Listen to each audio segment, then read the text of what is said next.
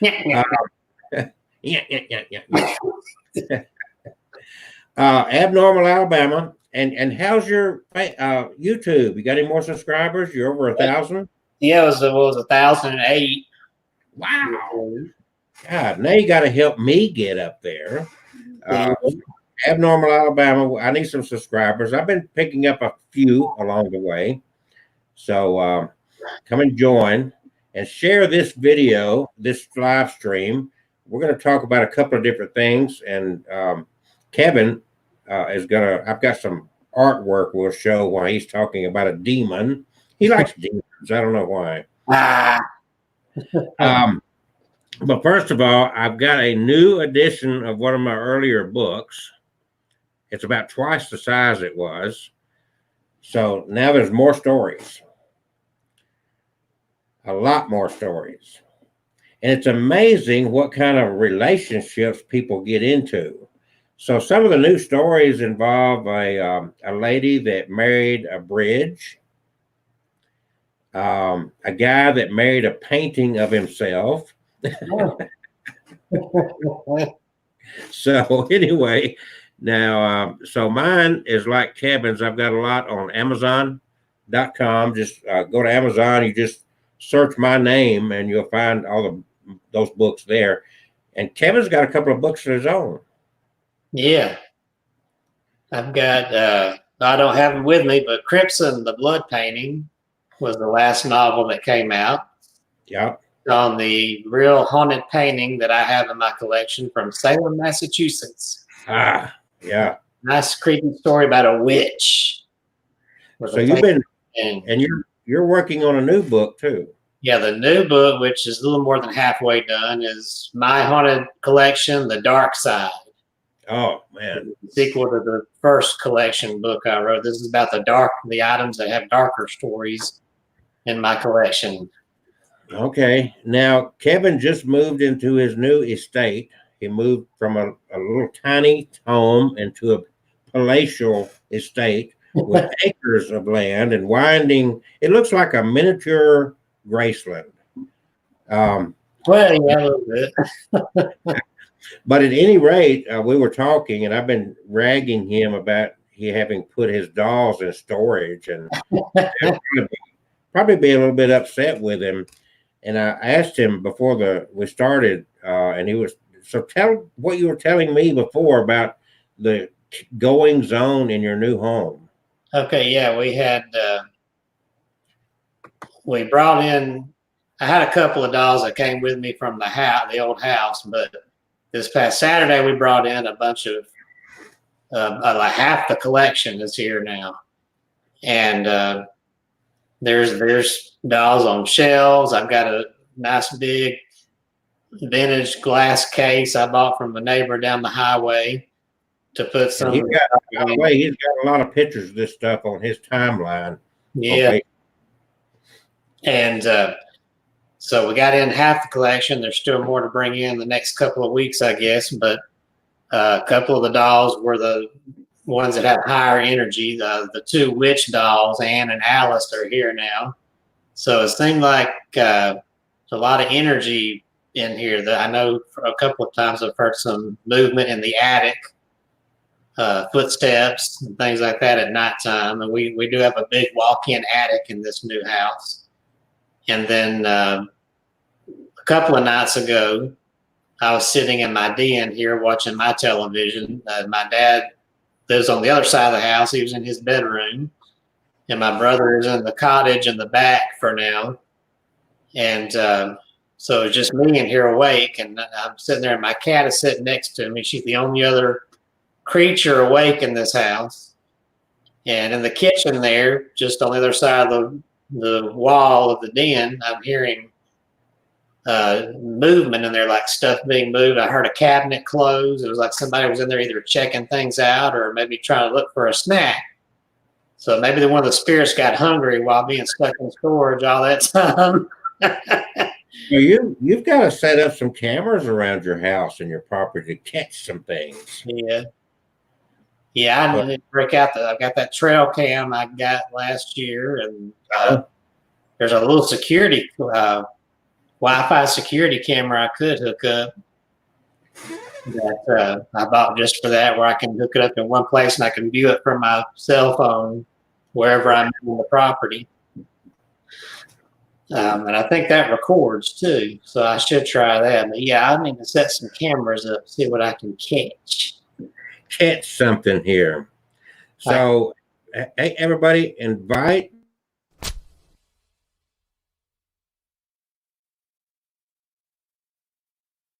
Okay.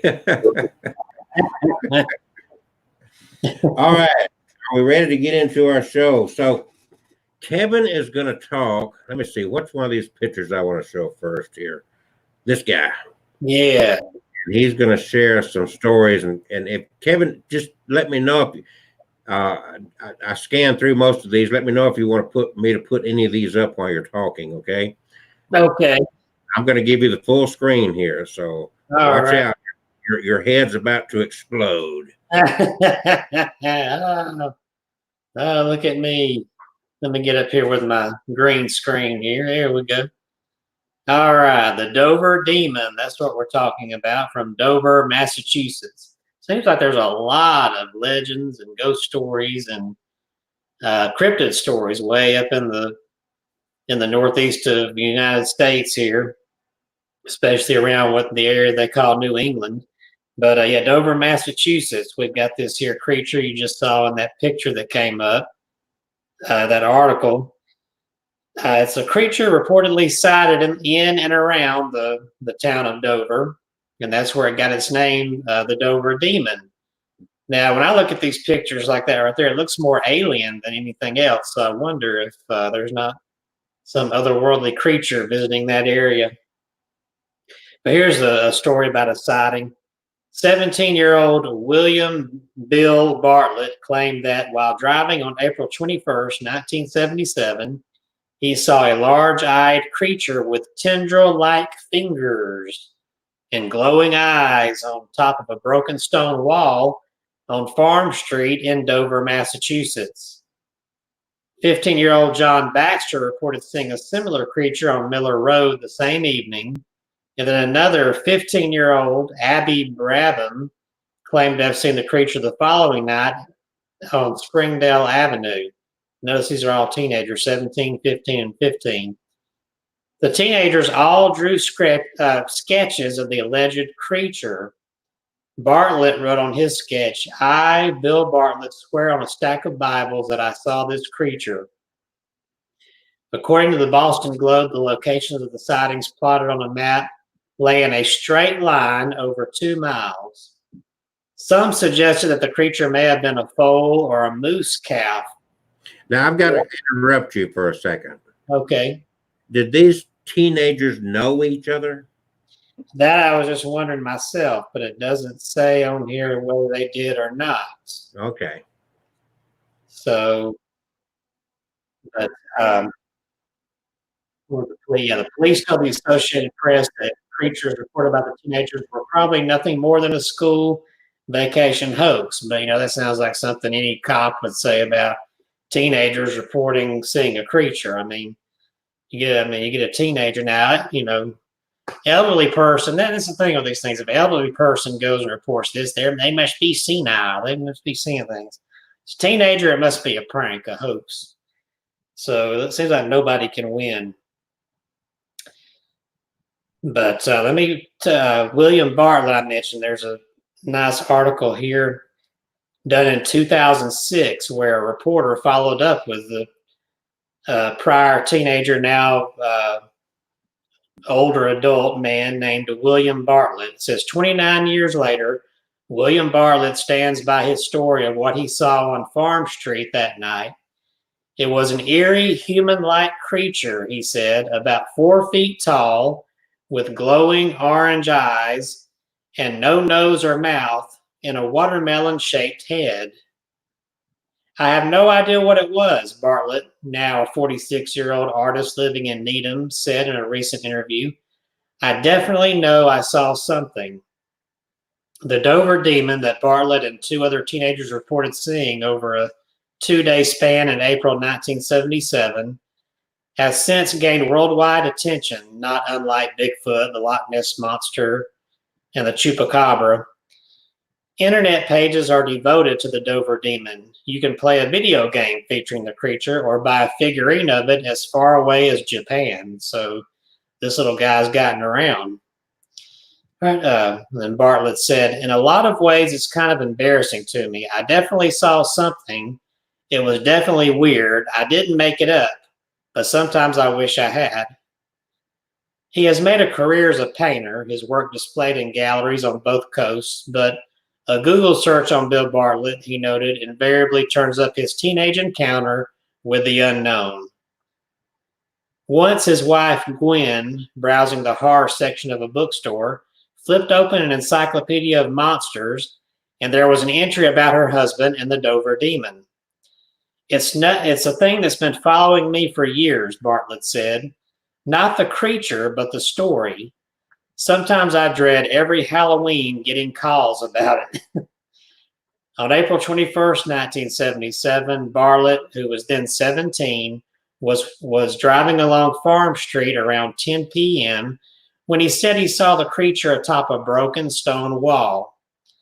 2 hours later, according to the news accounts from that time, John Baxter, 15, was walking home from his girlfriend's house when he got within 15 feet of the creature along a creek in a heavily wooded area along Miller Hill Road. At midnight the next night, Abby Brabham, 15, was driving home with her boyfriend when she spotted the creature drifting upright on Springdale Avenue. A drawing made by Baxter showed a humanoid figure with large eyes standing by a tree. Bartlett's large-eyed creature crawled with tendril-like fingers across the stone wall. And again, his quote, I, Bill Bartlett, swear on a stack of Bibles that I saw this creature, he wrote on the sketch.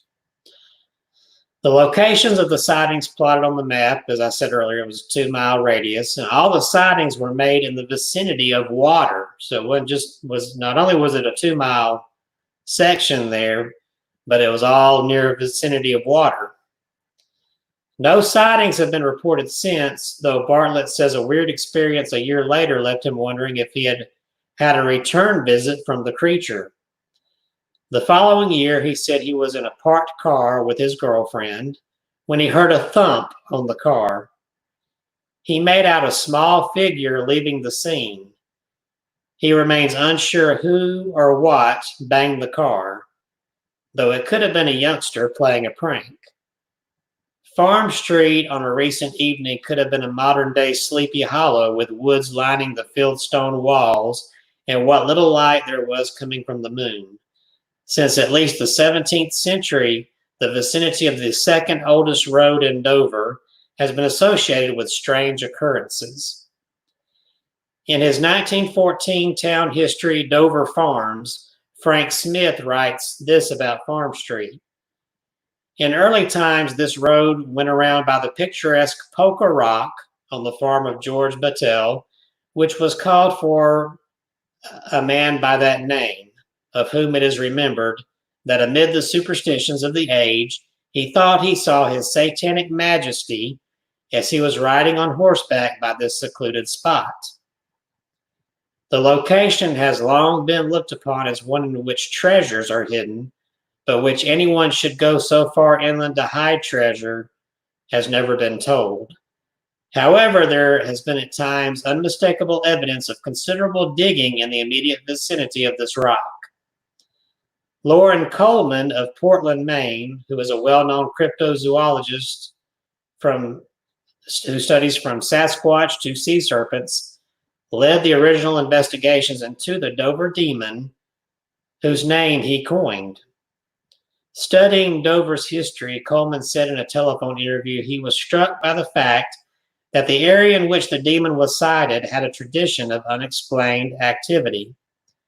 In the same area, you had 3 major legends going on, he said, citing the apparition of the devil on horseback, the tales of buried treasure, and then the Dover Demon. I think it certainly says something. It's almost as if there are certain areas that collect sightings almost in a magnetic way. Coleman theorized that the large geologic outcropping in the woods off Farm Street that historian Smith called the Polka Stone might actually have been called the Puka Stone after fairy folk of Celtic folklore. When the Dover demon was sighted in 1977, it might not have been the first time a strange creature was spotted in the woods by local teenagers. Mark Snow of Sherborne, who was buying a bagel and coffee at Isabel's Grocery in Dover Center on a recent Saturday morning, said there was talk at Dover Sherborne High School in the early 1970s of strange things seen in the woods. In fact, Snow said he and his friends might have seen a demon themselves at Channing Pond on Springdale Avenue in 1972. I don't know if we really saw something, he said. We thought we did. We saw a small figure deep in the woods, moving at the edge of the pond. We could see it moving in the headlights. We didn't know it could have been an animal, but nothing came of it. When Bartlett saw his creature 5 years later, he said he was driving with two friends on Farm Street near Bridge Street on the way to Sherborne about 10 p.m. They had not had any beer. We were probably looking for it, he said, but we didn't have any that night. Bartlett said the car was traveling maybe 35 to 40 miles per hour when he saw the thing standing on a wall. It was not a dog or a cat. It had no tail. It had an egg-shaped head. He said he saw it from about 10 feet away over the duration it took the car to travel from one utility pole to the next. His two friends did not report seeing the creature. He grew up around animals and had seen the odd mangy fox, Bartlett said, but this definitely wasn't. It was some kind of creature with long, thin fingers and more human-like in its form than animal. Its shape reminded him of kids with distended bellies, he said. I've always tried to guess what it was, and I never had any idea. This was no prank, Bartlett said. I wasn't trying to be funny. People who know me know I did not make this up. Coleman, who began an investigation within days of the sightings in 1977 and spotlights the Dover demon case in the 2001 book Mysterious America, believes Bartlett. We had a credible case over 25 hours by individuals who saw something, said Coleman, who interviewed all three teens within a week of the reported sightings, and said he was convinced they had not concocted a hoax. Nothing quite like the demon has been reported seen before or since, he said. The Dover creature does not match the descriptions of Chupacabra or of Roswell aliens or of the bat-eared goblins said to have attacked a family in Hopkinsville, Kentucky in 1955. Coleman said it's extremely unique, this creature. It has no real connections to any other inexplicable phenomena. Is it possible the teens actually saw a foal or perhaps a moose calf, as some have suggested? Coleman said he canvassed local horse farmers after the incident, and none reported missing a horse. Moreover, it was not foaling season, he said. As for the moose theory, only two moose were reported in Massachusetts in 1977 and 78, both of them in central Massachusetts. A yearling moose by that time in April would weigh more than 600 pounds and be bigger than the Volkswagen Bartlett was traveling in. To have a bipedal moose with long fingers and orange skin and no hair and no nose would be more of a phenomenon than the Dover demon, he said. So what did the teens see? It's okay to say we don't know, said Coleman. I think the Dover demon's mystery lives on. It's an unknown phenomenon whose fame has stretched worldwide, and I think Dover should be very proud. So that's interesting. I think I first saw the Dover demon on that show I mentioned before, Lost Tapes. Oh, yeah. On Travel Channel. Yeah. They still have that show? I'm sorry? They still have that show, Lost Tapes?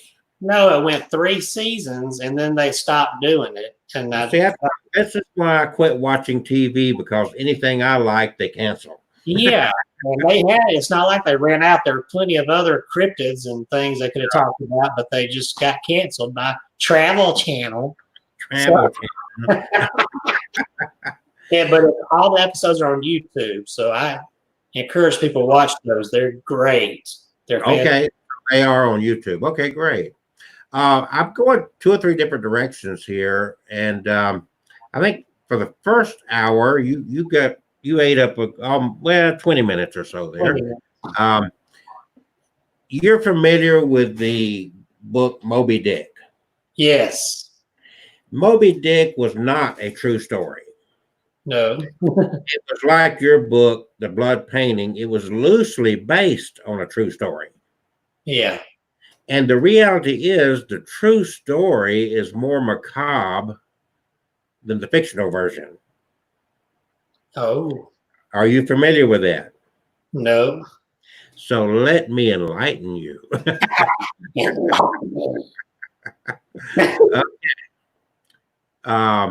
So here we go. Am I still here? Hold on. I got to pull it up here. I read across this today, and I thought, I got to share this. Fascinating and very macabre, true event. And like I said again, you've heard of Moby Dick. There was actually not ever a whale called Moby Dick. And so the bottom line is that in November of 1820, after months of a prosperous voyage and 1,000 miles from the nearest land, whale boats from the Essex had harpooned whales that dragged them out toward the horizon in what the crew called a Nantucket sleigh rides. And of course, this Essex and the whole crew were from Nantucket. Owen Chase was a 23-year-old first mate, and he stayed aboard the Essex to make repairs while Pollard went whaling. It was Chase who spotted a very big whale, 85 feet in length, he estimated. You talk about a cryptid, right? No. Lying quietly in the distance, its head facing the ship. Then after 2 or 3 spouts, the giant made straight for the Essex, coming down for us at great celerity, Chase would recall, at about 3 knots. The whale smashed head on into the ship with such an appalling and tremendous jar as nearly throwing all of them on their faces. The whale passed underneath the ship, thrashing in the water. He said, I could distinctly see him smite his jaws together as if distracted with rage and fury. Then the whale disappeared. The crew was addressing the hole in the ship and getting the pumps working when one man cried out, "Here he is, and he's making for us again." Chase spotted the whale, his head half out of the water, bearing down at great speed, this time at 6 knots, Chase thought. This time it hit the bow directly under the cat head, disappeared for good. The water rushed into the ship so fast, the only thing the crew could do was lower the boats, the lifeboats, and try to fill them with navigational instruments, bread, water, and supplies before the Essex turned over on its side. Pollard saw his ship in distress from a distance, and he returned to see the Essex in ruin. Dumbfounded, he asked, "My God, Mr. Chase, what is the matter?" "We have been stove by a whale," his first mate answered. Another boat returned, and the men sat in silence, their captain still pale and speechless. Some, Chase observed, had no idea of the extent of their deplorable situation. The men were unwilling to leave the doomed Essex as it slowly foundered, and Pollard tried to come up with a plan. In all, there were 3 boats and 20 men. They calculated that the closest land was the Marquesas Islands, and the Society Islands, and Pollard sailed off for them. But in one of the most ironic decisions in nautical history, Chase and the crew convinced him that those islands were peopled with cannibals and that the crew's best chance for survival would be to sail south. The distance to land would be far greater, but they may catch the trade winds or be spotted by another whaling ship. Only Pollard seemed to understand the implications of steering clear of the islands. As another author by the name of Philbrook written about the story, he said, although rumors of cannibalism persisted on those islands, traders had been visiting the islands without incident. Thus, they left the Essex aboard their 20-foot boats, 3 of them. They were challenged almost from the start. Salt water saturated the bread. The men began to dehydrate as they ate their daily rations. The sun was ravaging. Pollard's boat was attacked by, guess what, a killer whale. They spotted land, Henderson Island, 2 weeks later, but it was barren. After another week, the men began to run out of supplies. Still, 3 of them decided they'd rather take their chances on land than climb back into a boat. No one could blame them, and besides, it would stretch the provisions for the men and the boats. By mid-December, after weeks at sea, the boats began to take on water. More whales menaced the men at night, and by January, the paltry rations began to take their toll. On Chase's boat, one man went mad, stood up and demanded a dinner napkin and water, then fell into the most horrid and frightful convulsions before perishing the next morning. Humanity must shudder at the dreadful recital of what came next.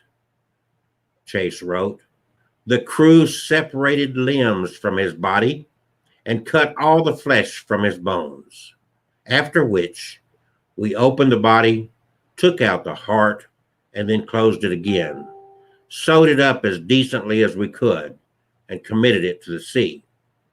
They then roasted the man's organs on a flat stone and ate them. Over the coming week, 3 more sailors died, and their bodies were cooked and eaten. 1 boat disappeared, and then Chase's and Pollard's boats lost sight. The rations of human flesh did not last long, and the more the survivors ate, the hungrier they felt. And keep in mind that there wasn't much meat on any of the bones of these deceased men, as they were all starving for weeks and weeks. On both boats, the men became too weak to talk. The 4 men on Pollard's boat reasoned that without more food, they would die. On February the 6th, 1821, 9 weeks after they'd bidden farewell to the Essex, Charles Ramsdell, a teenager, proposed they draw lots to determine who would be eaten next. It was the custom of the sea, dating back, at least in recorded instance, to the first half of the 17th century. The men in Pollard's boat accepted Ramsdell's suggestion, and the lot fell to young Owen Coffin, the captain's first cousin. Pollard had promised the boy's mother he'd look out for him. My lad, the captain now shouted. If you don't like your lot, I'll shoot the that touches you. Pollard even offered to step in for the boy, but Coffin would not have any of it. I like it as well as any other, he said. I drew the lot that required him to shoot his friend.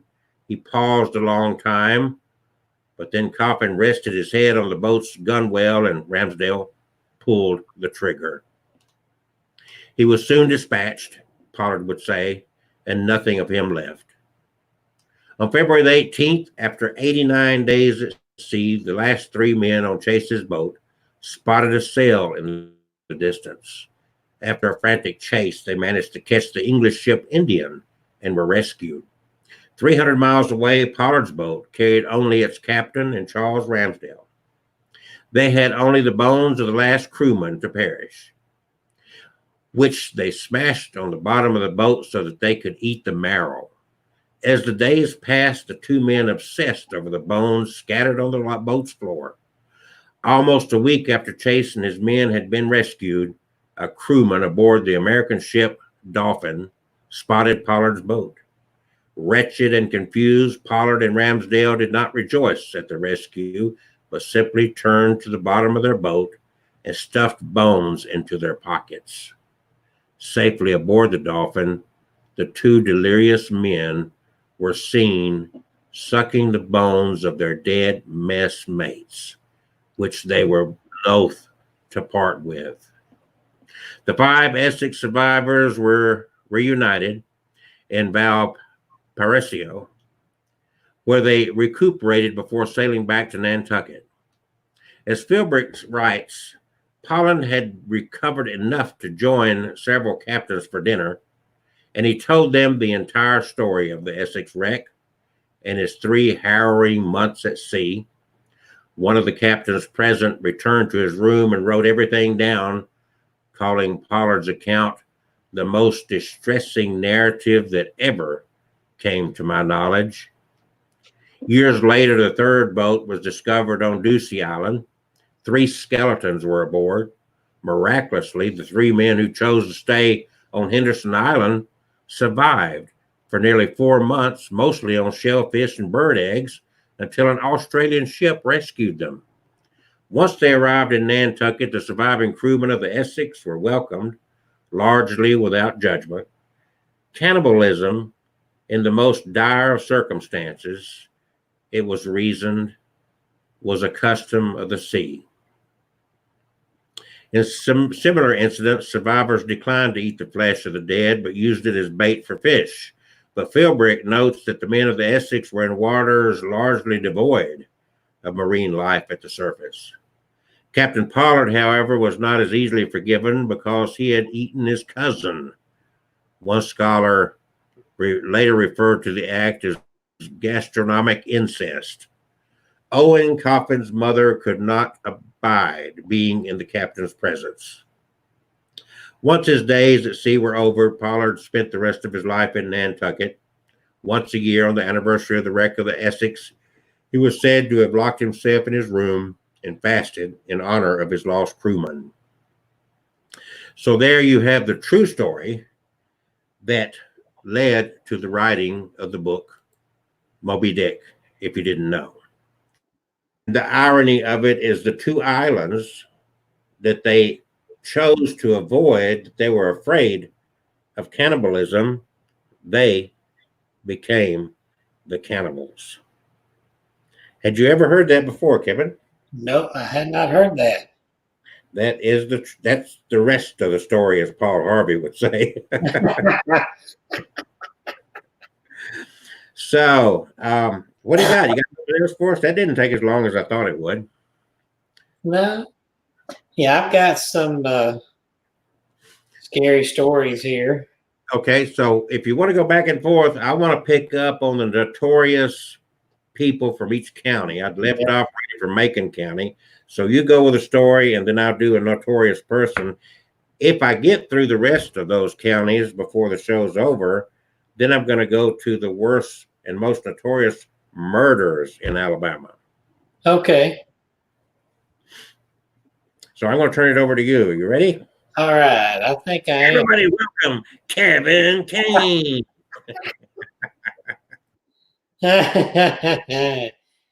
Okay. Can I make a suggestion to you?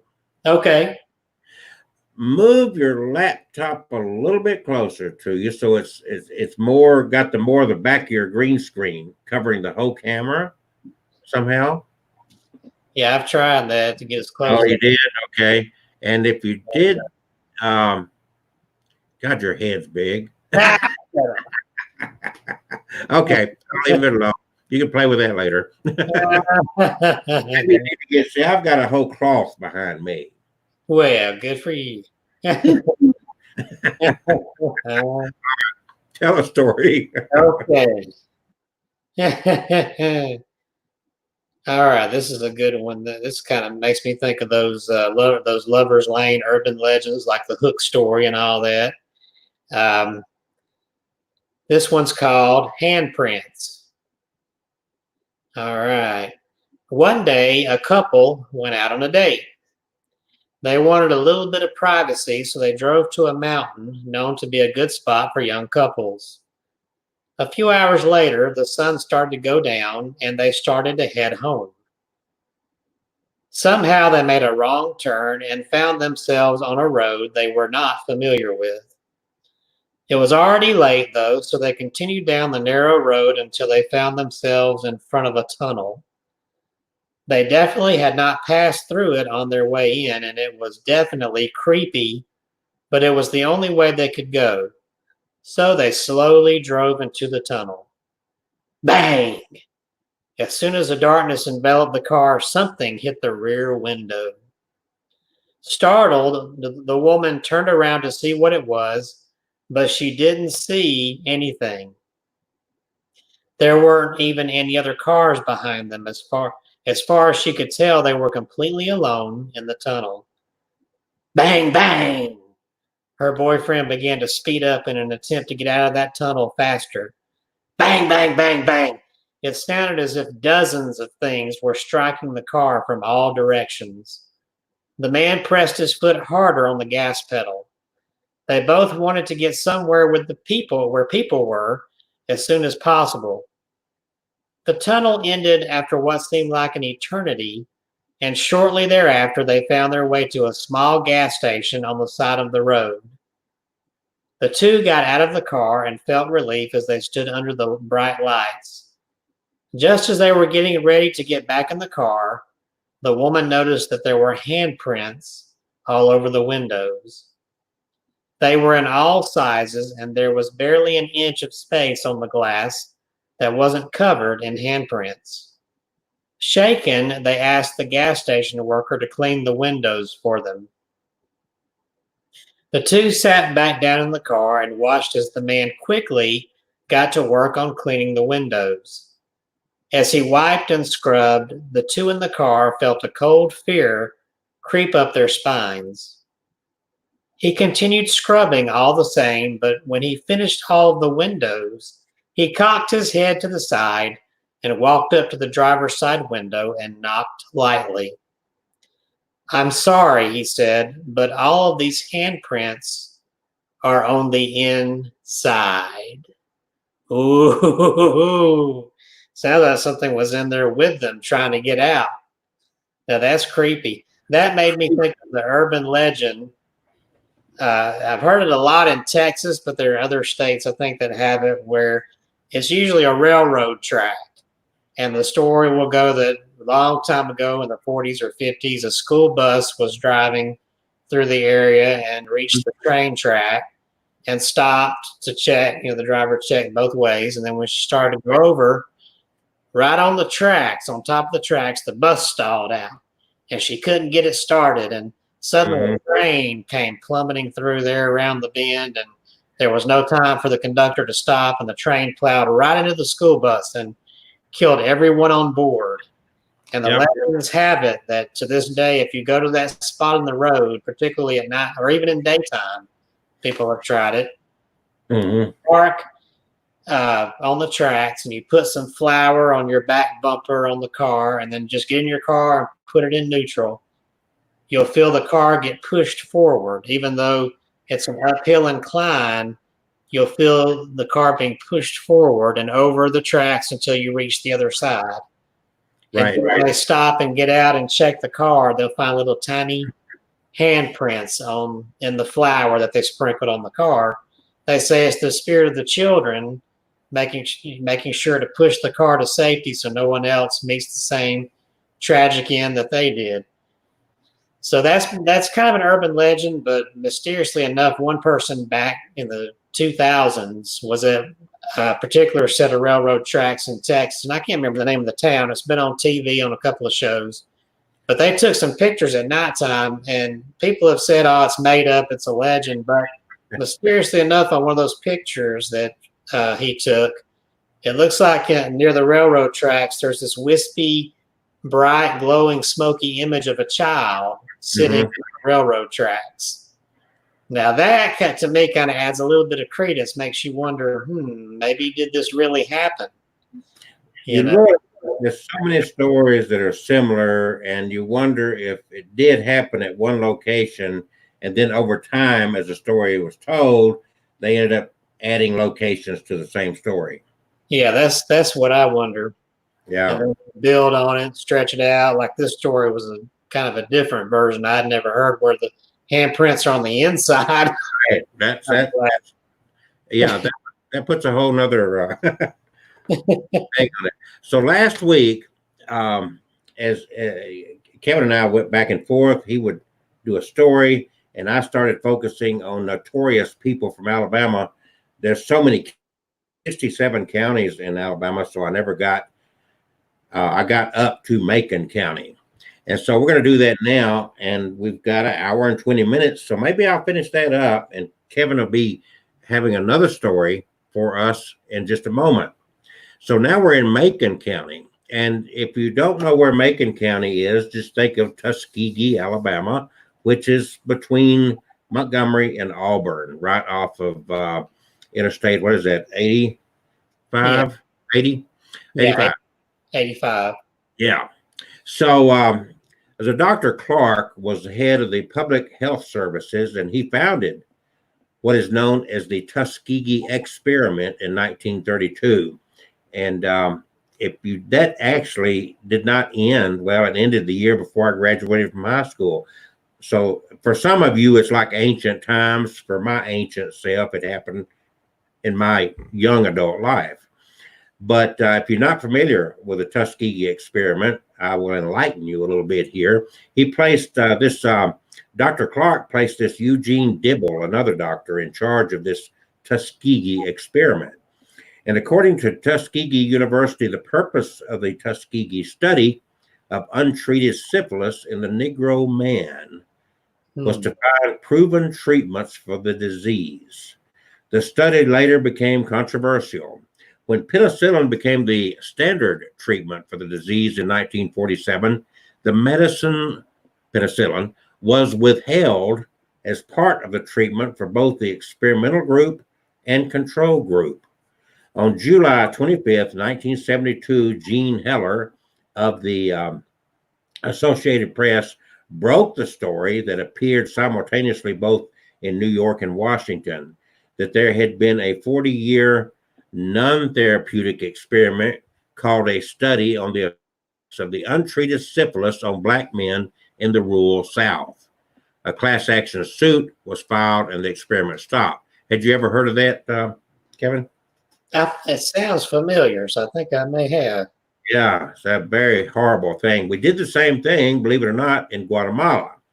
And in fact, when Hillary Clinton was Secretary of State, she offered a public apology for what we did to Guatemalans in that regard.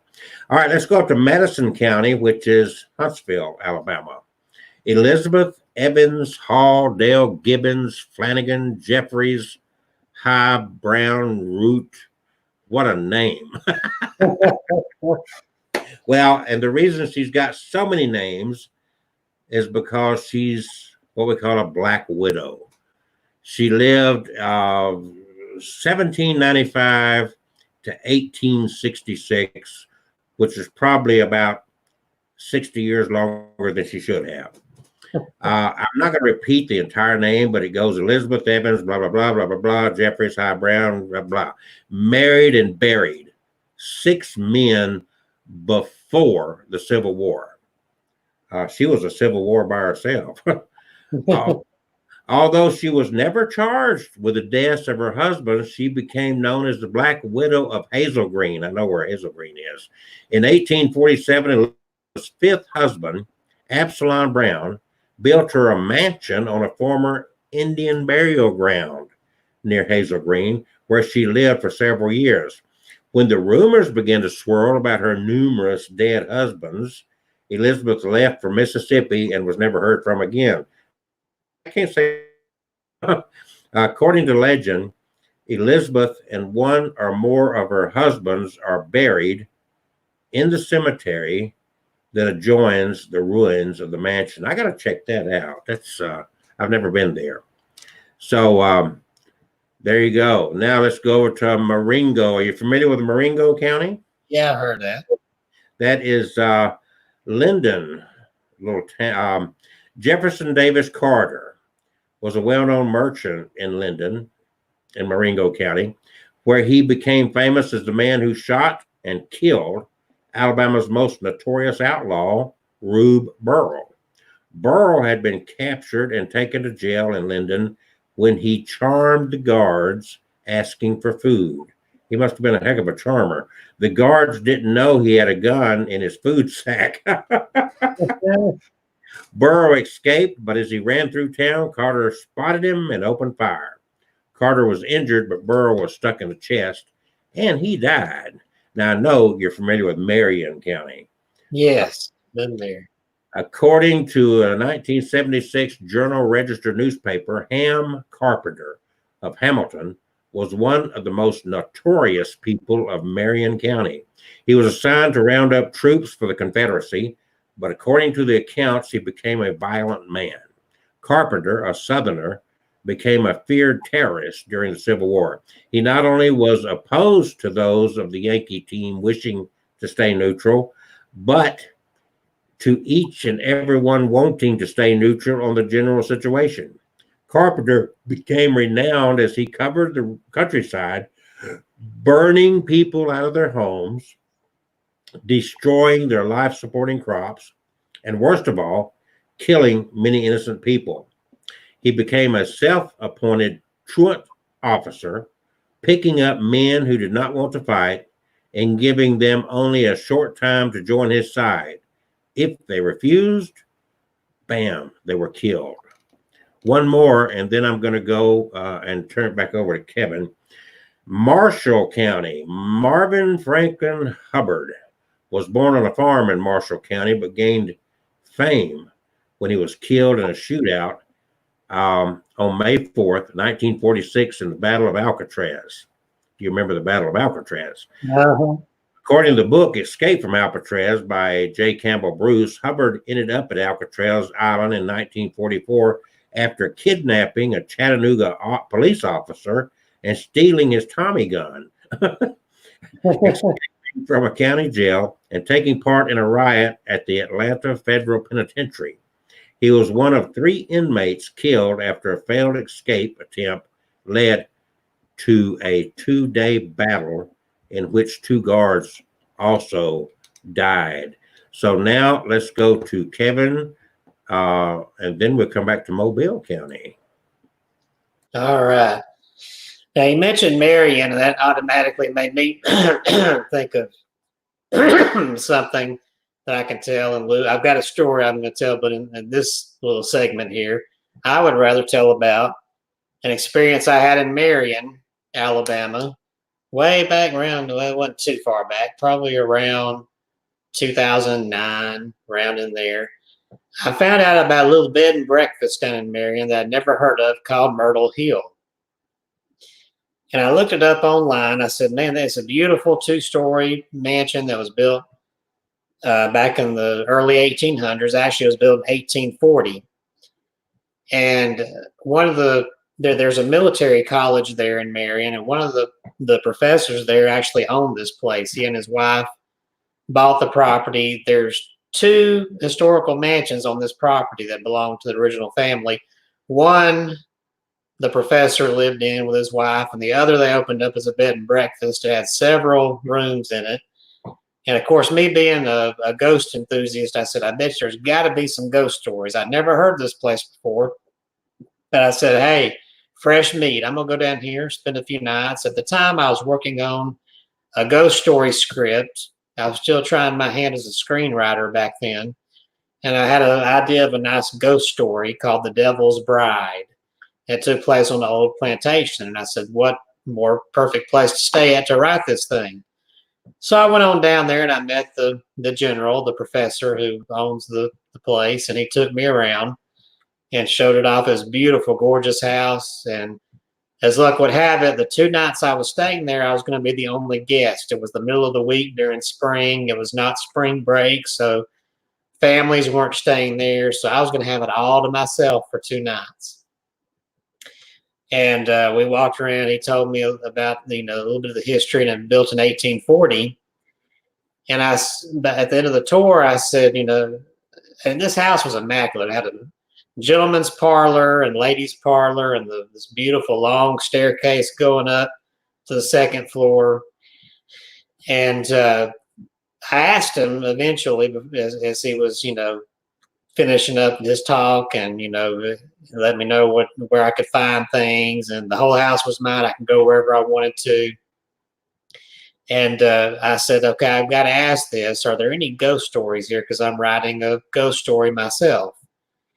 He says, well, it's funny you asked that, because, yeah, we actually have had some spooky encounters here. He said, when I bought this house and I was renovating it, I didn't know much about the people who built it. I just knew it was from the early 1800s, that it survived the Civil War. Unlike most mansions back in the Civil War, Alabama lost a lot of antebellum mansions, but there are still a few out there. Others have fallen to decay, but thankfully Myrtle Hill has withstand the test of time. And it was in beautiful condition. He'd really done a good job. He renovated it, and he had not. He said, I had not been to check out the history of the place yet. And he said, one day I was working in the gentleman's parlor, and I was doing some sanding, and was going to sand down some wood there around the window frame, and then repaint it. So a lot of sand, dirt, or sand, wood chip, things, wood dust had gotten on the window ledge there. He went off and went across the yard to his house to get something, and came back. He has this habit of always locking the door when he leaves, just in case, anybody's skulking about. So he locked the door. Everything was locked up, even though he was just going over to his house to grab a few things and come back.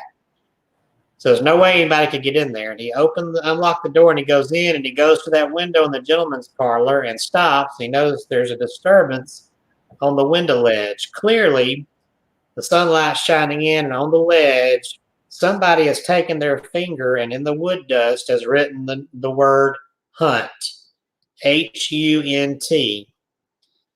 And it wasn't a very big window, this particular window wasn't very wide window, so there wasn't a lot of room. They wrote real big hunt. And he went to looking around that house. It gave him the willies. He'd never been a believer in ghosts before, or even talked about or thought about ghosts. But he says later on, he didn't find anybody in the house. Nobody had broken in. And even if they did, why would they write hunt and then leave and not take anything? Nothing. Well, there was really nothing there to steal anyway at that time, but because he had cleaned it out for the renovation. But later on, he finally delved into the history of the mansion. And it says it was built by John Huntington. Last name is Huntington, with Hunt at the beginning of the name there, who was the son of Roswell Huntington, rather well-off silversmith from North Carolina.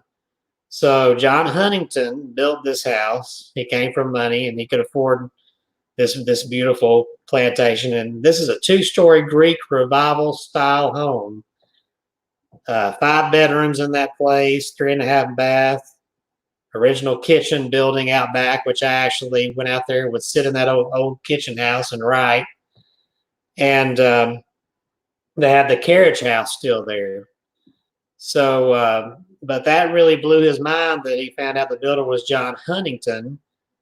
And it turns out Huntington was actually a doctor in that community back then in 1840. So a lot of people came to that house seeking medical attention, and most likely people died there too from illness or whatever. There have been times when people have stayed in that house, and they've heard what sounds like a party going on in the parlor downstairs.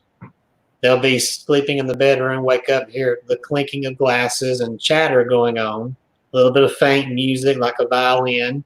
And they'll go downstairs, and it immediately stops when they reach the bottom of the steps. The lights are all out. They switch them on. There's nobody there.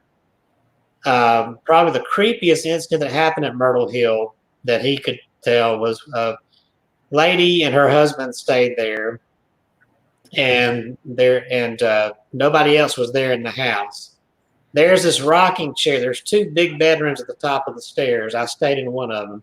There's this big rocking chair that's in one of the bedrooms. And the couple was staying in the other room. Well, when the lady was walking around the house, she started hearing a creaking sound. So she goes in the bedroom with the rocking chair, and there's the chair rocking by itself. And it kind of stopped, and she tried to be skeptical about it and say, well, it just might have been some kind of breeze or maybe the vibration of me walking on this old wooden floor. You know, she tried to calm herself and say it was just something natural. And she even said out loud, there's nothing wrong here, just something natural. And then she left, and she and her husband went to dinner there in Marion. And they came back about an hour later, and apparently somebody there, some ghostly presence, wanted to show her for her comment. When they went upstairs to their bedroom, that rocking chair had moved into their bedroom, was sitting at the foot of their bed, and it was moving back and forth again, rocking like somebody was there. So they called up the general, the same fellow that I was, who owned it when I was there, and told him what happened. And he said, well, we do have some ghostly occurrences, but don't worry, they won't bother you if you tell them not to. So he said the couple was still there the next morning, but the wife looked like she had not slept a wink the whole night. But they did move the rocking chair back to where it was supposed to be. But that baffled them. So the general told me, so that's our moving rocking chair. So don't be surprised if you find it in a different room if you step out for dinner and come back. So did it ever move again? He said that's the only time he knows of. Because I asked that question, is it the only time? He said, yeah. And when I slept there, I always felt like somebody was watching me. And there were a few times I heard footsteps downstairs below my room, but I'd go down and check and nothing was there. I didn't catch anything on recording. I did try to record, but I always felt like somebody was watching me when I was laying there in the dark. I almost felt like a presence at the foot of the bed, but it didn't scare me. It was like I was being watched over. How long ago? This was 2009, 2010, around there. Yeah, 10 years. I don't know if the house is still open as a bed and breakfast or if that general is still there. I don't know. Wow, that's interesting. Very interesting. Meaning to go back, and I never did. I hate that I didn't. Well, it's not over yet. No. Okay. Let's go to Mobile County. We know where Mobile County is. And we're going to talk about Patricia Diane Krenwinkel. Krenwinkel was born December 3rd. She's almost got my birthday. 1947. She's a little bit older than I. In Los Angeles, California, but her parents divorced when she was 17. Her mother moved to Mobile, Alabama. Krenwinkel moved to Mobile briefly to attend Spring Hill College, but soon dropped out and returned to California. In 1967, Krenwinkel met Charles Manson. And in 1969, accompanied Manson family members on 2 murder sprees. When the Manson family became suspects in the murders, Krenwinkel returned to Mobile to live with her mother, where she was arrested in December 1969. Krenwinkel fought extradition to California, but eventually returned to California to stand trial. She was found guilty. She's currently the longest incarcerated female inmate in California. So did you know that we had a connection with Charles Manson in Alabama? No, I did not know that. So there you go. There we go. All right, Monroe County. I know you know about Monroe County. Wyatt Tate of Monroe County was an outlaw who murdered Sheriff J.D. Foster and Constable William Ickner in 1894. He was captured a few days later and killed by Murdoch M. Fountain, who was named sheriff. Then let's go to Montgomery. We got another Black Widow, this time Montgomery, 1907 to 1957. She only lived 50 years because she was executed. Uh, Belle Martin of Montgomery was executed in 1957 in Alabama's electric chair after confessing to killing her mother, two of her husbands, and three of her children with arsenic, reportedly for the insurance money.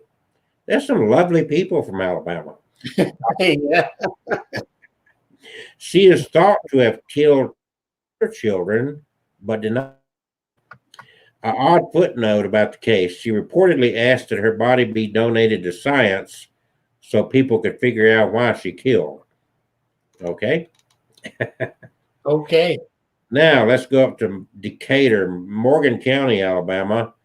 In the late 1800s, Catherine Lackner gave up a respectable life to be with a portly but rakish riverboat captain named William Simpson Simp McGee. Kate opened her home on Bank Street in Decatur as a brothel. I know where Bank Street is. Men could come to Miss Kate's place at night, any night of the week, to enjoy the company of women for a fee, except for Thursdays. On Thursdays, she cleared everyone from the house and welcomed her captain home from the tour. He would leave again at 9 a.m. Friday mornings, and Kate would return to business as usual. Kate died April 12th, 1947, and Kate is buried in the Decatur City Cemetery. Catherine Lackner, February 17, 1866 to April 12, 1947. Dear old lady lived to be what? Right at 81 years of age? Wow. Perry County. I guess it pays to be a prostitute or run a brothel. I don't know. Perry County. Philip H. Pitts was a wealthy planter in Uniontown, Alabama, known as the builder of a mansion called Pitt's Folly. Construction on the home was begun in 1852. The Greek Revival Mansion was designed by architect B.F. Parsons, who also designed the Perry County Courthouse in Marion. Residents believed it to be folly that Pitts was building such a huge mansion when he already owned two other mansions, Rural Hill and Kings. The front and eastern sides of the mansion feature a two-story portico with 14 masonry Doric columns, 9 across the front and 5 on each side. You know, Philip Pitts, you might have built some mansions, but compared to these other people, you're kind of boring. Okay. Pickens County. Oh. I'll get through these 67 counties here. Pickens County, Henry Wells, the legend of the face etched in the Pickens County Courthouse. You've been there, hadn't you? That face? Yeah, a couple of times.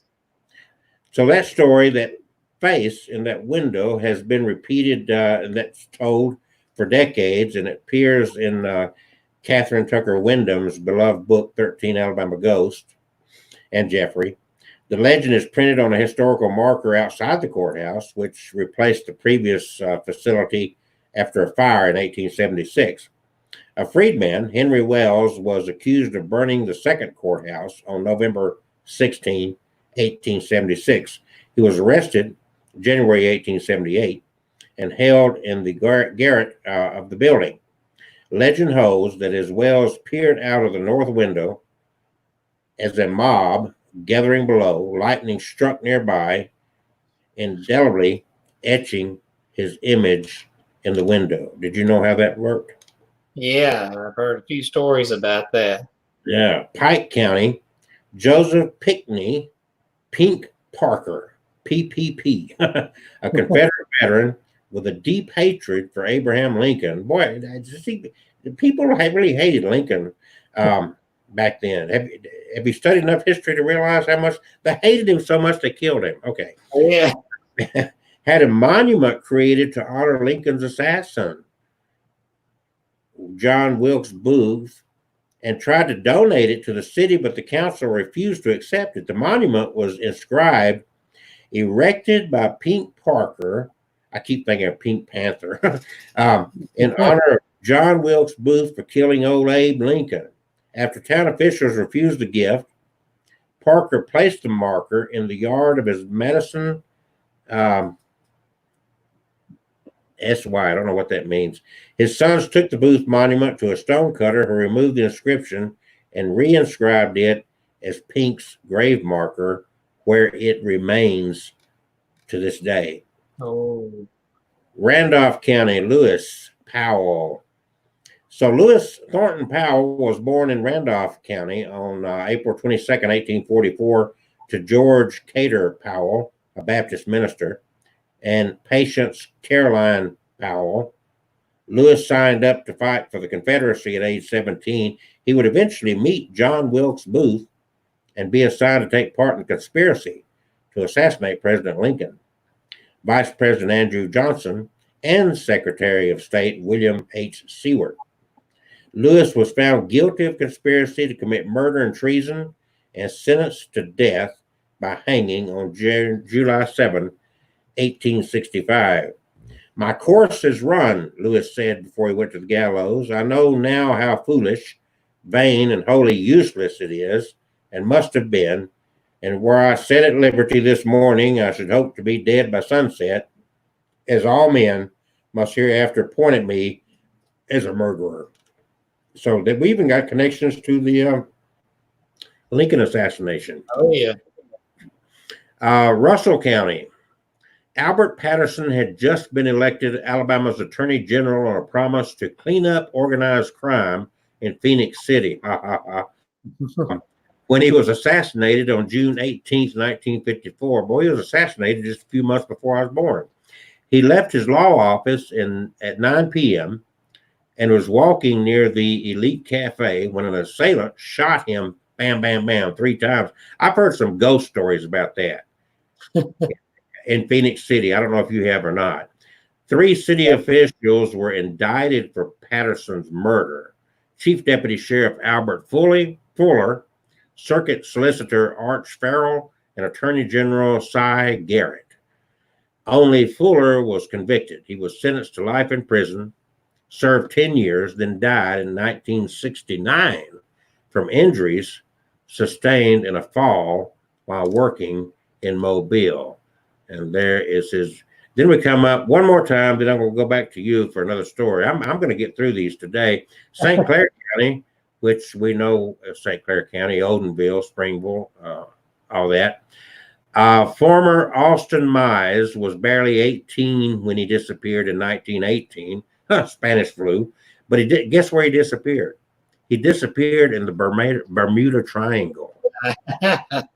Mize was a sailor aboard the collier USS Cyclops when it vanished that March, along with 306 crew members and passengers on its way from Brazil to Maryland. No bodies or trace of the ship were ever found. The cause of its sinking is still listed as unknown. Mize's family placed a memorial marker in Liberty Presbyterian Cemetery in Odenville. Wow. So we got a lot of connections to a lot of stuff here in this state. So I'm going to surprise you with Shelby County because that's where we live. But in the meantime, do you have another story for us? Yes, I do. A good crazy story here. This one is called Harry. Such ordinary things as these make me afraid. Hot sunny days, dark shadows on grass, children with red hair, and the name Harry. My daughter Christine was 5 years old. It was a hot sunny day and she was playing alone in the garden. I overheard her talking to someone. I went outside to see who it was, but there was nobody there. I was puzzled. Who are you talking to? I asked. Harry, she replied. Harry who? I asked. She shrugged her shoulders. Just Harry. That evening, when my husband came home from work, I told him about it. He said it was normal for kids that age to have imaginary friends. I tried to put it out of my mind, but something about that name, Harry, sent a shiver down my spine. The next day, Christine was playing in the garden again. while I was in the kitchen. Again, I heard her talking to someone. When I looked out the window, I thought I could see a dark shadow on the grass. It looked like a person, but maybe it was just my eyes playing tricks on me. I tapped on the window and told Christine to come inside for dinner. Can Harry come too? She asked. No, I said. Harry has to stay outside. But he's hungry, she whined. Who is Harry? I asked. He's my brother, she replied. But you don't have a brother. Yes, I do, she said. His name is Harry. Who told you that? I asked. Harry told me. My daughter spent every day in the garden talking to her imaginary friend. After a while, it began to worry me, so I took her to a psychiatrist. All children need friends their own age, the psychiatrist told me. If they don't have friends, they invent them. It's a normal part of childhood. As soon as she starts school, she will forget all about it. Talking to the psychiatrist reassured me, but I couldn't help feeling nervous. A few days later, Christine started school.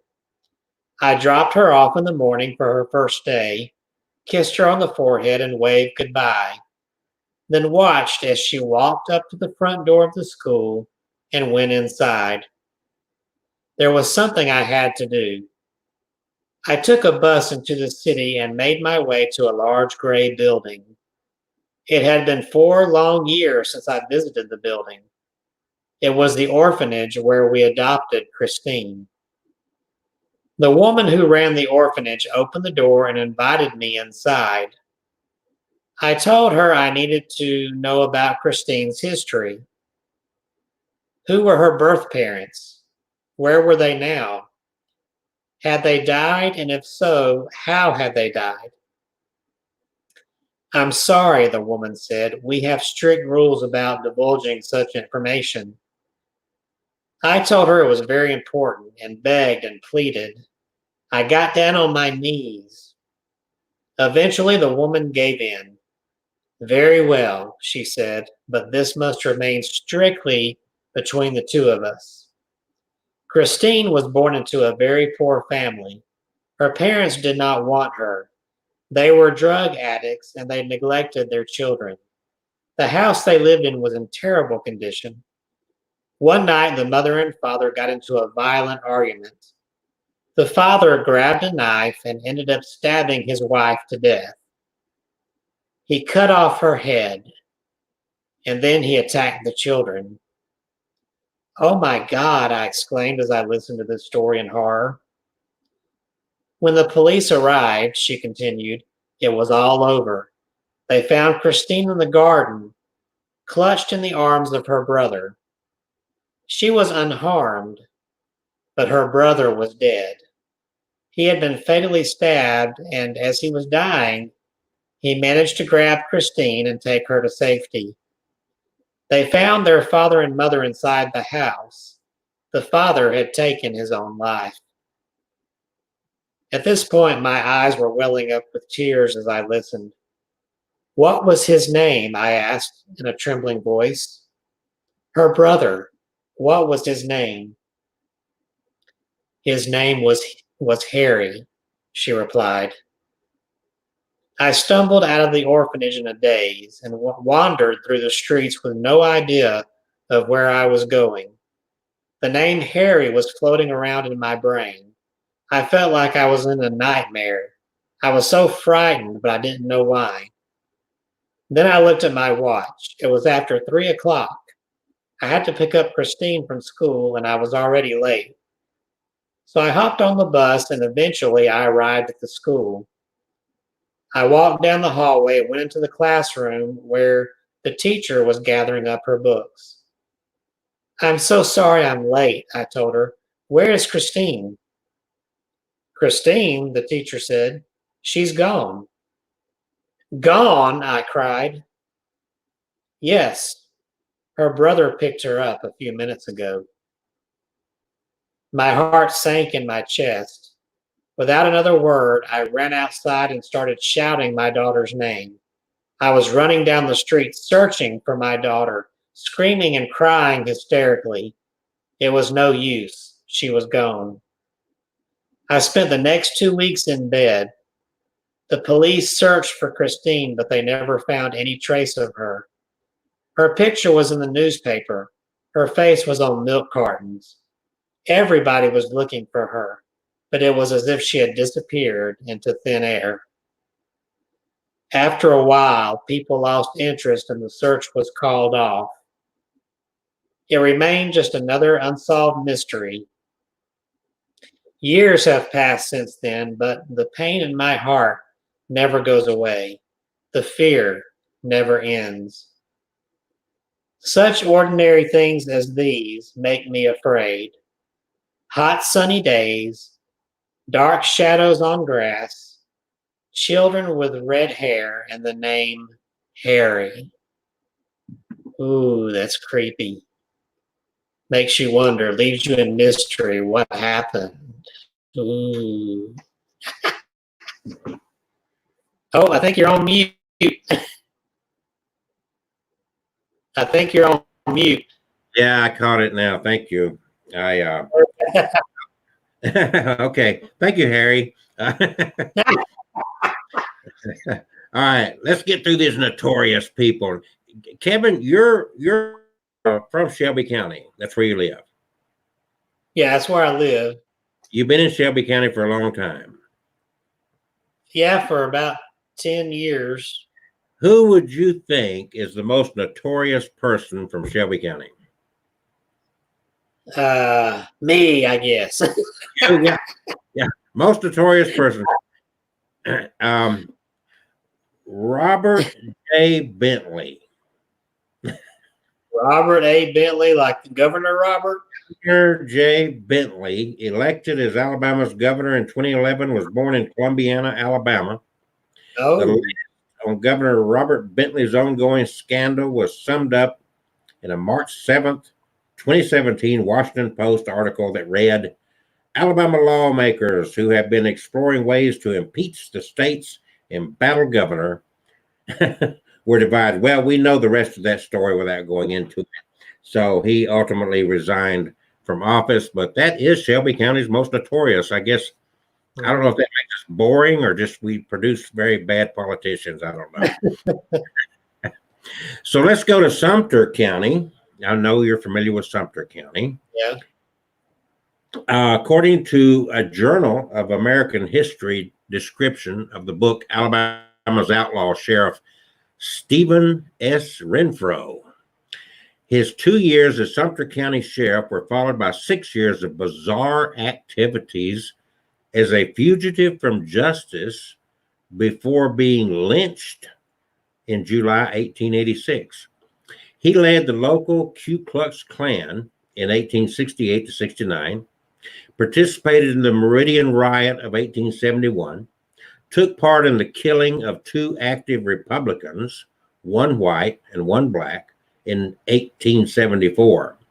Rumors attributed other slayings to this violence-prone man who in 1867 had fled another county after killing his own brother-in-law. Interestingly enough, it doesn't give an indication as to what happened to to Mr. Renfro, but there is that's it. That's all I can say is it just doesn't say what happened to him. I guess he never got caught. I don't know. Talladega County. In 1813, a group of Red Sticks, led by William Weatherford, surrounded Talladega, a creek town, and demanded its people join them or they would destroy the town. The Talladega Creeks, including Solokta, son of Chief Chinnaby, had chosen not to join the war against the settlers, so Solokta devised a way to warn General Andrew Jackson, who was camped 30 miles north. Solokta donned the head and skin of a pig and pretended to rout his as he made his way past the unsuspecting Red Sticks. He acted like a pig. He made it to Jackson, who gathered 1,200 infantry and 800 cavalry and marched toward Talladega, saving the town. Jackson honored Slocta by giving him the rank of general. Tallapoosa County. The Reverend Willie Maxwell, the Alexander City man known as the Voodoo Preacher, claimed to be the seventh son of the seventh son. And people seemed to die wherever he went. That happens to me.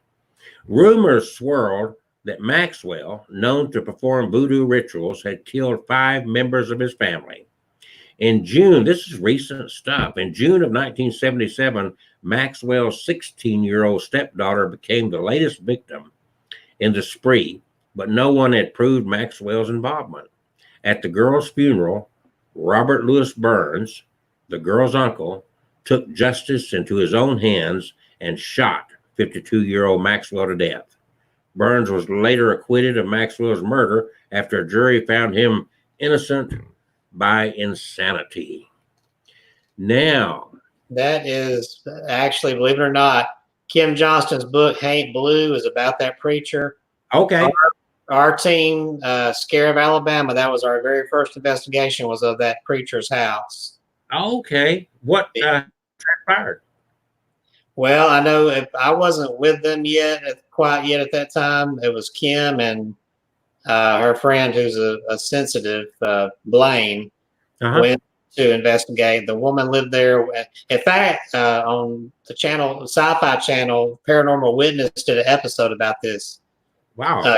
Kim was on that episode and was interviewed, but the lady was living there with her husband and daughter and her son, who had autism.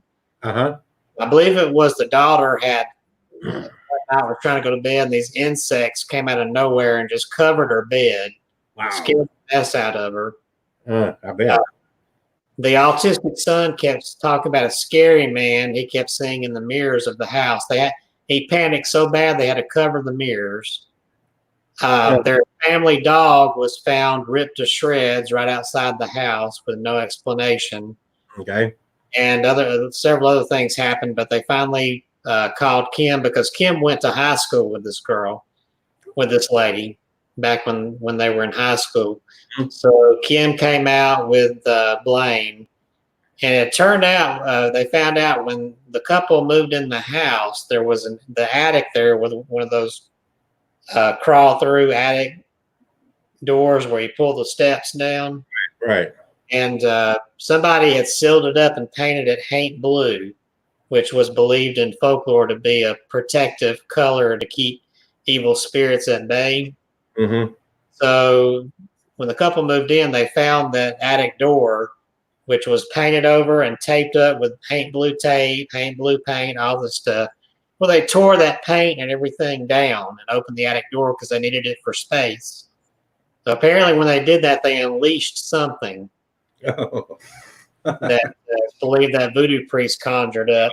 But Kim said on the spirit box they got voices of 2 young, because that house dates back to old plantation times. There were 2 young voices, 2 slave boys that kept coming on that claimed they were causing some practical jokes there, but there was something else darker there that caused the death of the dog, and what was the little boy was seeing.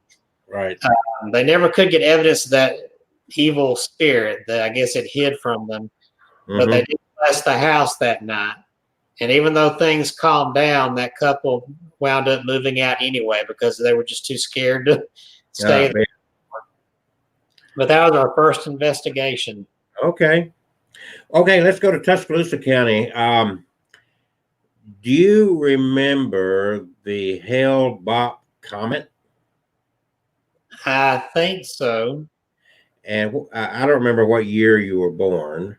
1978. Okay, so you were old enough to remember this. Marshall Applewhite. So Marshall Applewhite came to teach choral students at the University of Alabama in 1961.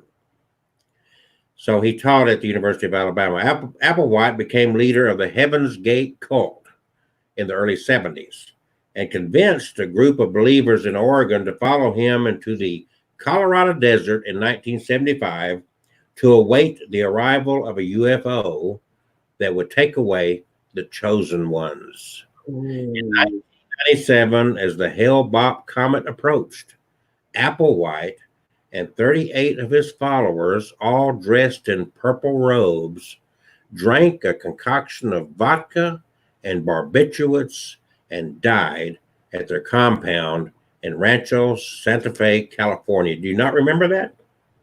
Yeah, I remember that. So did you know that that cult leader, founder, used to teach at the University of Alabama? I did not know that. we have a connection with some very fascinating people. All right, so now let's go to Walker County. Everybody knows Walker County. That's I don't know why. Why do people laugh when you mention Walker County? Well, I hate to say it, might insult some people, but they do have their share of backwoods folk there. I have a lot of family there. They're good people, but there are some backwoods people there too. Okay, so let's talk about what the most notorious person from Walker County. So you search the internet for the name James Earl Files plus JFK, and you'll find numerous interviews with a man who says he was a shooter on the grassy knoll in Dallas who killed President Kennedy in 1963. Jimmy Files was born in Oakman, and he was serving a sentence for attempted murders of 2 police officers when he gave a 1994 interview saying he was the president's assassin. Many people took him seriously. However, the late Vincent Bugliosi, Charles Manson prosecutor and author, calls Files the Rodney Dangerfield of Kennedy assassins in his book, Reclaiming History, the assassination of President. So we have somebody from Walker County, actually born in Oakman, who it says he's the one that shot Kennedy, the grassy knoll. Do you know anything about the JFK assassination? No. So I mean, that's part of it. So anyway, the name is James Earl Files. Okay, Washington County. We're getting toward the end of this. Aaron Burr, you know that name. After a duel with Alexander Hamilton, in which Hamilton was killed, Aaron Burr, former war hero, was suddenly a wanted man. Even when those charges were finally dropped, Burr was accused in 1805 of plotting to split the Americas by forming an army to forcibly take over Spanish-held territories in America. Hearing of Burr's plans, Thomas Jefferson declared him a traitor and issued an order for his arrest. He was captured in Washington County, Alabama. I didn't know that. And taken to Fort Stoddart. He was returned to Washington, but he was actually acquitted on September 1. Burr suffered a stroke in 1834 and died in 1836. That's an interesting story. We got a lot of history here. Wilcox County. Benjamin Meeks Miller of Wilcox County took office as governor in 1931 when Alabama was $20 million in debt. That sounds like a paltry sum in today's terms. He had a reputation for frugality and shocked the people of Montgomery when he brought his own milk cow to the governor's mansion. Miller called the legislature into session to pass amendments to collect state income tax and inheritance tax, as well as budget controls. He also passed a state bank holiday in March 1933, 8 days before Franklin D. Roosevelt declared a national bank holiday as his greatest achievement. Oh, we had a very frugal. So we at one time had a milk cow at the governor's mansion. Okay. And if you're up there by Walker County, we know what's right next to Walker County, and that's Winston County. Charles Christopher Sheets was the Winston County representative of Alabama's 1861 secession convention leading up to the Civil War. Sheets and many in Winston County opposed secession and declared the county neutral during the war. It was called the Free State of Winston. Today, a monument of a soldier with both U.S. and Confederate flags honors the county's dual history, and there you have all 67 counties and the most notorious person from each county. And did you learn anything about any Alabama history there? Yes, I learned it's very strange. A lot of really out there people that are connected to our state. And you thought that I was strange, right? Everything from Charles Manson to the Waco crazy guy. And the Billy Bob Comet crew, Heaven's Gate. Some guy thinks he shot JFK and all that stuff.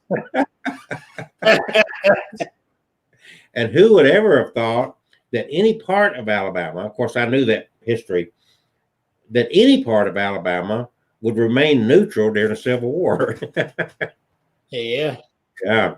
Now, there's another little bit of history, but up Winston Walker County, I think it's in Winston County, I forget the name of the little town, but we also in Alabama, the first 911 call was made from up there. Oh.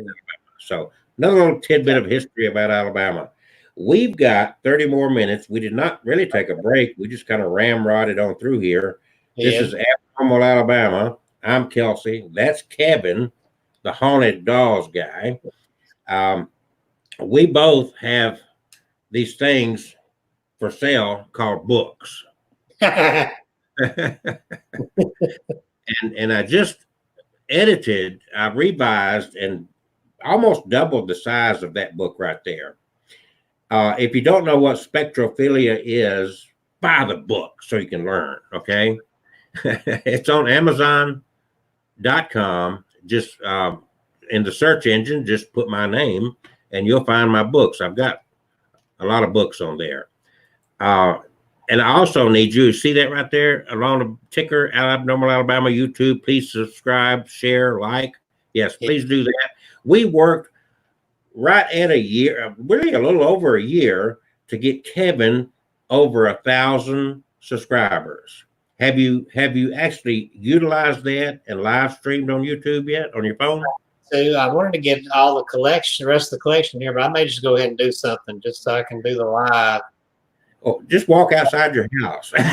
Yeah. So now we got to spend, I guess, the next year to try to get Abnormal Alabama up there with, to top 1,000. Because you can't do anything anymore with YouTube unless you got 1,000 subscribers. You can't live stream on your cell phone. You can't monetize anything. There's a lot of restrictions. So Kevin's there. Support him, keep him growing, but also help us grow. Buy our books. Kevin, you got 11, working on 12 books? Yes. And two of those are your books. You've also got your website, My Haunted Dolls. You can find everything you did not want to know about Kevin on his website. All right. We got Alabama.com. If you join us on Facebook and you're watching this, I know that we've shared it other places, I think. But join us. We have a lot of interesting stuff we post on our Facebook group as well, Abnormal Alabama. And just strange, quirky, interesting, some urban legends and just some silliness, but we have fun. So join us there. We've got about 25 more minutes left. And Kevin, I finished up the notorious people from Alabama, each county, 67. What have you got for us? Oh, I got a nice, scary ghost story here called House on Fire. And I've shared this story on my own podcast, but I want to share it here too. So here it is, House on Fire. This is told in first person by the storyteller. Let me tell you about the night my life changed forever. The night when I thought I was going to die. The night I lost my sanity. It was a warm spring night and I was 13 years old. My parents had gone on holiday for the weekend, leaving me home alone. I invited my two best friends, David and Arnold, over to keep me company. We were in the bedroom listening to music. Arnold reached out and lowered the volume. Hey, why don't we tell some scary stories, he said. I'm in the mood for a scare. Sounds like a good idea, David agreed. Who's going to go first? I have one, I volunteered. But I don't know if I should tell it. Come on, said David, let's hear it. Okay, I said, it's a pretty terrible story I heard once. It all happened many years ago. There was a man who had a 7-year-old son. His wife had died giving birth to the boy. They lived way out in the countryside, and there were no neighbors for miles. They didn't even have a phone because at the time the lines didn't stretch out that far. One day the father came home from work and he was horrified to find that the house was on fire. He immediately thought about his young son and rushed inside, calling the boy's name. When he heard his son answer, he realized the poor boy was trapped in his bedroom. The father ran to the door and tried to open it, but it would not budge. A beam had fallen from the bedroom ceiling and blocked the floor, or blocked the door. He banged and banged on the door with all his might, but it was too solid. He even rushed against it with his shoulder, trying to break it down, but it was no use. All the time he could hear his son screaming. The boy was in a panic, screaming and crying out for help. The man kept trying to batter down the door, but no matter what he did, it held firm. He shouted in rage and wailed in despair. He no longer thought about anything else, just the door and his son screaming on the other side. His son burned to death in the house, and then the father died too. He stayed there to the end, desperately trying to break it down until he succumbed to the smoke and the flames. Arnold looked at me in disgust and said, "That's not scary." "I have to admit it's pretty weak," David agreed. "It's more sad than scary." Well, that's when I decided to tell them the last part of the story. I hadn't planned on telling them that part, but I got carried away trying to impress them. It was so stupid to continue, and I should never have told them. Wait, you don't know the rest of the story, I said. Ever since then, the father's ghost is still trying to open the door and save his son. And if you say, well, I'd rather not say the exact words, but basically, if you call him and tell him that everything is burning and ask him to come and help you, his ghost will appear at the door and take you away. David looked at me thoughtfully. Have you ever tried it? He asked. No, I replied. I'd be too scared to test it out. Arnold had a gleam of excitement in his eyes. Hey, we should do it right now, he said. I tensed up. I had no desire to summon a ghost, and I was already sorry I had said anything about the legend. David smiled. Yeah, why not? I was going to tell them that I didn't want to do it, but they didn't give me a chance. Arnold put on a trembling voice to imitate the little boy and screamed, Daddy, Daddy, help me. The flames are all around me and I'm scared. Then he burst out laughing. I didn't crack a smile, but he laughed. David watched him with amusement, saying nothing. Arnold started screaming again, even louder this time. I'm burning, Daddy, I'm burning, help. Stop it, Arnold, it's not funny, I shouted. I didn't mean to, it just came to me. It came out of me. I was really scared and I didn't want to hear him screaming anymore. Oh, what are you afraid of? Arnold laughed. Come on, it's just a stupid story, that's all. Not even a good one. With a smirk, he continued screaming, Daddy, please help me. The fire is burning me alive. All of a sudden, there was a loud knock on my bedroom door.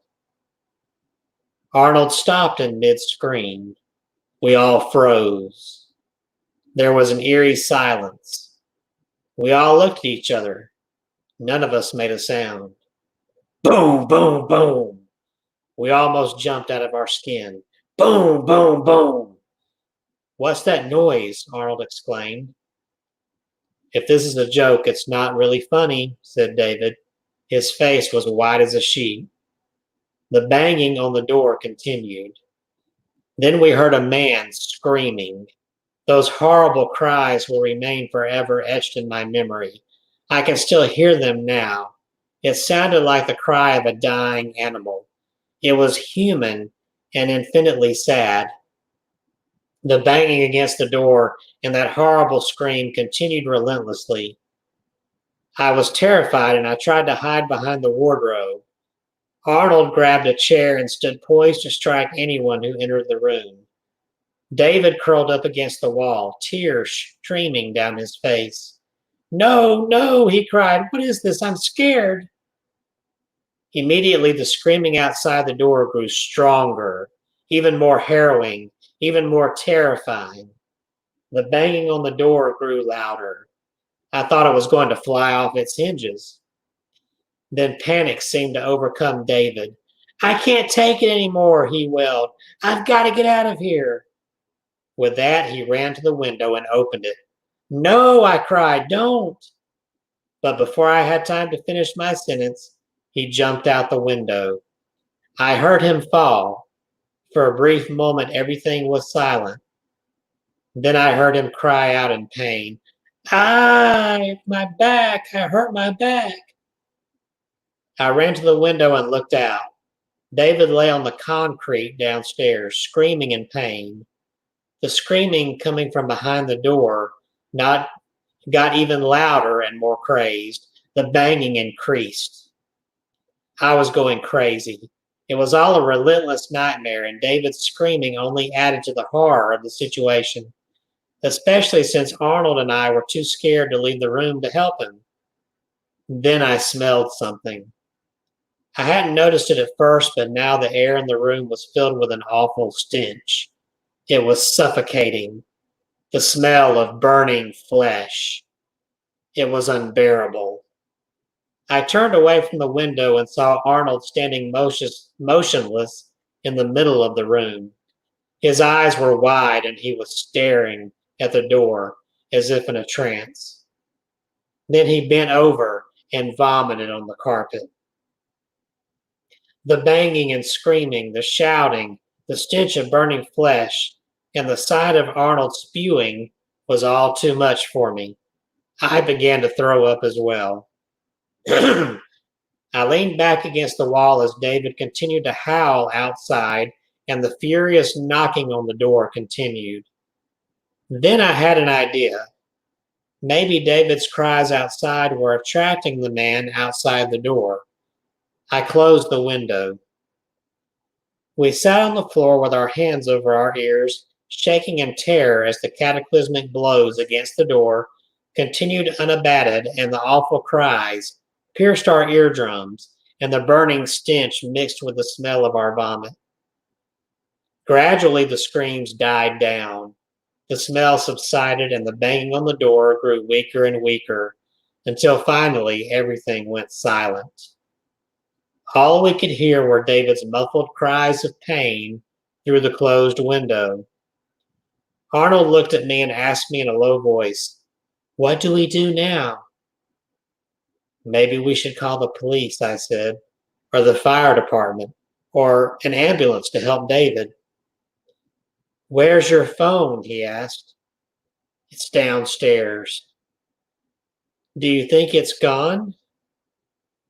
"Well, it's quiet," I replied hesitantly. "That's right," he said. "We'll have to go down. Well, I'll go anyway. It's gone, right?" "I guess so," I said. Arnold got up slowly and hesitantly walked to the door. He gently seized the handle and pushed the door open and peeked into the hallway. It was empty. Then, with a smirk on his face, he turned to me and said, "Oh, it's crazy. The door was open all the time. This stupid ghost." But he didn't have time to finish his sentence. In a flash, A hand came around the door and grabbed Arnold around the neck. He stood there petrified without screaming, eyes wide in terror. The arm was blackened and charred. I could smell the burning flesh from it. Before I had time to react, Arnold suddenly disappeared right before my eyes, dragged through the doorway, and whisked down the hall at an impossible speed. The door slammed shut with a deafening clatter. I got to my feet and ran to the door, but I didn't dare open it. I called Arnold's name again and again, but there was no response. I still couldn't bring myself to open the door and was afraid that the charred man was still there. Nobody ever saw Arnold again after that night. My parents took me to a psychiatrist.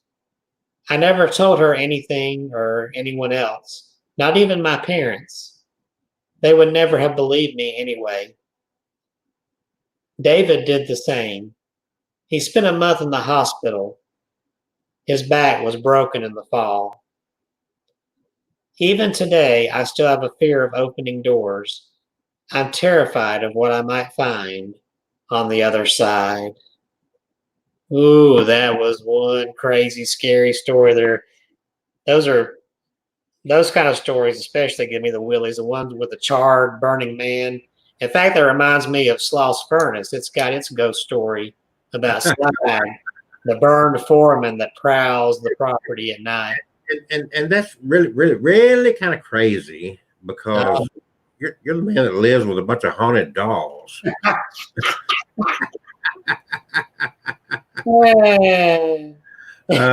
Oh gosh. One of those dolls belonged to a little boy who died in a house fire with his mother.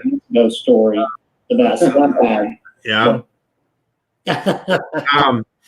Okay, let's see. My goodness, we've down to about 13 minutes left here, and we have told a few stories. Yeah. I think next week I did all the notorious people in all 67 counties, and I think for some of us, we learned a few things. There's some connections we weren't aware of. Yeah. The person that killed JFK was from Oakman, Alabama. Okay. Anyway, I think that next week, I don't want to get started because I'll never get too far, but Alabama's most notorious mass murders. 64 people were killed in 12 massacres. We'll get into that next week. And then you got to think about some of these stories we're hearing, even though some of the ones I've been sharing. And by the way, Ashley Harris, we missed you too. Thank you for joining us, and we missed your pretty face as well. And she said, "If you're not, can you read that?" She said, "We have pretty faces." It says Betty guys. Pretty faces. Yeah, the spell check. Yeah. Spell check. Thank you so much. I know that you're lying, and but keep the lying up. Okay. What's the old saying? Flattery will get you everywhere. Yeah. All right. So we started out tonight with a Dover demon, and now you're playing with your stuff. And what's that? Your arm there? You're playing. Yeah, I'm trying to fix the camera there. Okay. And then I covered last week and this week. I've covered all 67 counties in Alabama, and everything from we've got connections to the guy Applegate, whatever his name was. Yes, you are, Ashley. Don't argue with us. Who was the Haley's Bop Comet guy that committed that mass suicide because they were Heaven's Gate? And you know the Heaven's Gate website is still up. Somebody's maintaining that website. Oh, I didn't know that. Yeah. And then the guy up in Oakman, Walker County, that claims that he's the one that was in the grassy knoll that killed JFK. Mm-hmm. And what else did we learn? There's more than one Black Widow. Yeah. And then connections to not only JFK's murder, but also Lincoln's murder. You know, so it's fascinating stuff. Oh, connection to Charles Manson. Manson. In that case, one of the females was in Mobile, got arrested here, and got extradited back to California, where I assume if she's still, I guess, assume she was alive during that, whenever that was written that I read. And she was the oldest living female inmate in the California prison system. So, I mean, we could go on and on. Of course, here in Shelby County, we've got none other than drum roll.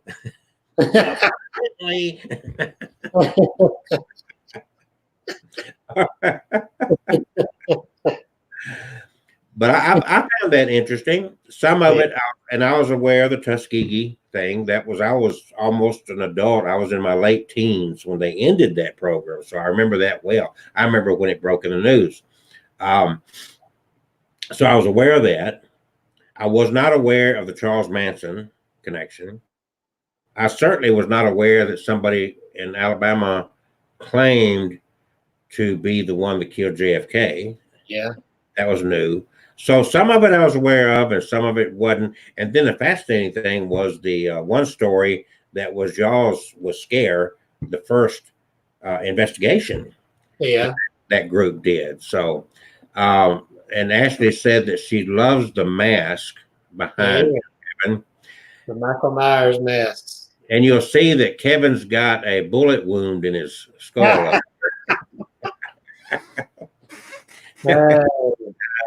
So next, hopefully, I hope that you're watching Kevin, and Kevin is getting his doll set up in his house. He's getting all settled in his estate, and he's got so many dolls. It's taken a while to get it done, but I'm very excited to see how he puts that all together.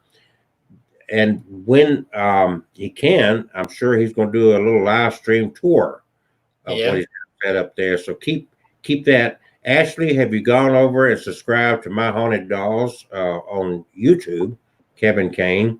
And then, of course, last week, if you didn't join us, we finally got Kevin over the 1,000 subscriber mark.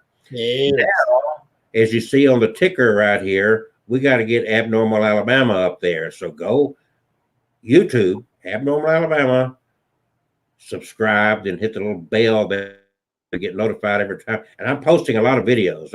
I'm now trying to video something like today I went to a cemetery. The other day I had an opportunity to go to a 1800s abandoned grocery store. Did you see that video? Yeah. I saw that posted out too. Okay, and interesting stuff in there. And before that, I don't remember. I do so much of this. I got videos. I have to go back and look at them, Kevin. I've got so many to remember where I've been. I've done this for several years. I'm hoping that by the weekend, there's a mansion I want to go, abandoned mansion down in North Mobile County that I want to make a day trip and go do that. Are you familiar with this? Yeah, I think so. It's called the Outlaw Mansion. Yeah. So you need to take that trip with me. You want to do some abandoned mansion investigation. Ooh. I'm going to take my drone to fly over there. So I'm hoping to get there soon, because there's very little about this mansion on the internet anywhere. I've looked at it. There's some photographs, but we've got to get down there and do something before somebody else jumps on it. So now I'm trying to eat up a little bit of time here. MyHauntedDolls.com. Kevin, talk about some of your books, how they find your books, and also give us a little bit of information about the new book you're working on. Yes, now, especially during this time with the COVID-19 crap still going on out there, if you're still stuck at home, I do have a couple of books that are on audiobook. One is the latest novel, Crimson the Blood Painting, performed by Lynn Thomas. It is the audiobook version of my novel. about the actual haunted painting from Salem, Massachusetts, that hangs right now in my house with my collection. But it was such a kind of a creepy story, not only where it came from, Salem, where all the witch trials happened, but the fact that this hung in the house of a practicing witch in Salem. So I had to expound on that story, and I created I think it was a pretty creepy novel. But yeah, you can get the unless you want to read it in paperback or ebook, you can go on Audible or iTunes or Amazon and get the audiobook and listen to Lynn Thomas perform it for you. Or if you want to hear me tell ghost stories, I've got another of my books called Legends of Indian Narrows, Ghostly Childhood Memoirs, also an audiobook performed by me, which tells the stories of some of the ghost stories and legends of the neighborhood I grew up in West Jefferson County, Alabama, the western part of Jefferson County, and also creepy stuff that happened in my own house. So still happening in your house. House too, my childhood home. I wonder if there's still creepy stuff there, but I don't know. Yeah, you can hear me tell the stories on the audiobook, Audible, iTunes, Amazon, or just buy the book in paperback or ebook. All of my books are in paperback on Amazon, Books A Million. A lot of them are on Barnes and Noble, and ebook, Kindle, or you can just go to myhauntedolls.com and visit my store and buy an autographed copy, autographed picture. You can follow the link on the links page to my YouTube channel, My Haunted Dolls, Kevin Kane, where I've got some EVPs that I've captured for some of my haunted dolls and items, and some of the videos are story videos about some of those dolls. No spirit boxes? Yeah, there's spirit boxes too. Spirit boxes and EVPs out there. Ashley, thank you for watching our videos, and please hit the like button on them, share them, and all the above. We appreciate that very much, and we appreciate you showing up here. Yeah. We got a couple of minutes left, and I want to share again my new book, which is an edited, expanded version of my old book, Dating the Dead and Spectrophilia. And I know there's a misspelling in the subtitle up there. And I tried to correct it. And it's just, anyway. So help out the poor old folks, not Kevin. He's not poor or old. I'm poor and old. He might be poor now that he bought that estate. I don't know. Yeah, I still got some in the bank. So get people to subscribe to our YouTube channels and to join up with us. If you've got stories to share, message us. Let us know. We're always interested in new stories. And we'll even put you online and let you share your own story if you got something interesting, right? Yeah. Yeah. So look out for his upcoming YouTube live streams. He can now walk around with his cell phone and do this on YouTube. Woo! Yeah. You start to say something? I forgot to mention the new book. Yeah. I did a book a few years ago called Not the nude book. The new book. NEW. I don't have the other kind you just said, but right. Yeah, a few years ago I put out a book called My Haunted Collections that tells about it was in 2014. It was a book that told about my first haunted items and the stories behind those. And now I've got a sequel one I'm working on called My Haunted Collection, The Dark Side, which tells about some of the items I have that have a darker history to them. One of them had a demonic attachment, a doll that I've got sealed away with holy water. There's a mirror that had a negative entity attached that I talk about. And there's even a clown doll that's sealed up in a box that's so angry he's currently flipping a bird with his little finger in the box. So all of that'll be in that upcoming book, hopefully this summer. My Haunted Collection, The Dark Side. Okay, folks, remember and put the word out.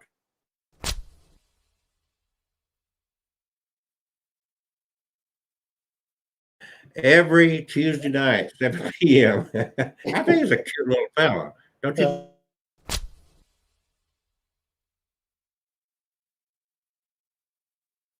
All right. That's worth showing up for here, right? Yeah. It's 9 o'clock on a Tuesday. Do you know where your parents are? One of mine's in there.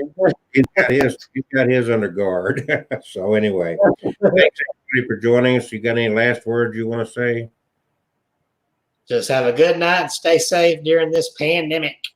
That's it. Peace and love. Yes. Remember, love is the important thing. I can love you and not like you, by the way, right? Okay. Yeah. There you go. Good night, folks. Good night.